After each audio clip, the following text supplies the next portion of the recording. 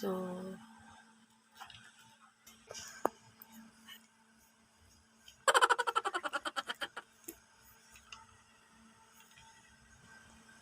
walang ilaw. Brown out. Yan, sa gamit ko ay yung NSN na yan,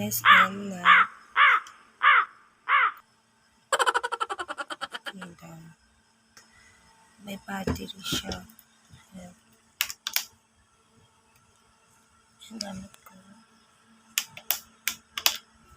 Sa part nga na to, nag-iisip na akong pumunta na lang kami ng apartel or motel para talaga makatulog kami. Pero tignan muna namin talaga kung yung ilaw at saka yung electric fan namin na the battery or the charge ay magtatagal at maabutan namin na magkaroon ng ilaw dito sa bahay.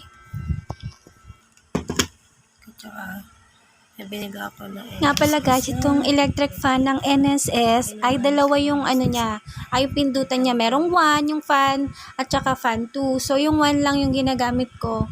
Yan. Malakas naman siya at saka okay naman yung fan niya. Hindi mahina, malakas yung buga.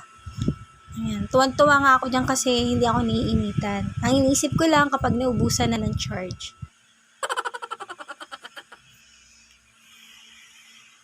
Eto na nga, tapag-desisyon na namin talaga ni Papa na mag-check-in na lang kami sa apartel kasi naubusan na ng charge yung electric fan at saka yung flashlight namin.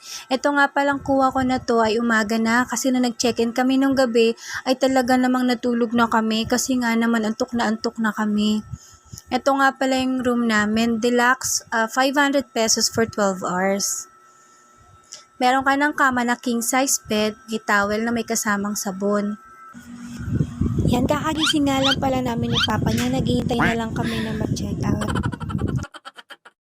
Kasama nga rin pala sa deluxe 500 pesos ang TV, tables and chairs, aircon, at saka telepono. Kaso nga hindi gumagana yung telepono nila. And may kasama na rin pala itong sariling CR.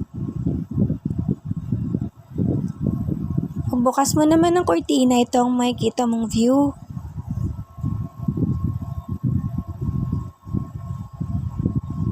Ang ganda, 'di ba? Sa harap nga lang po pala niyan ay nandyan na yung gasoline station. Nga pala guys, sa Fairview lang to.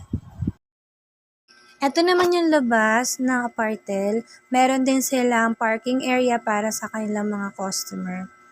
Yan. Shoutout nga pala kay kuya na nakamotor, nakakaway. Hello kuya!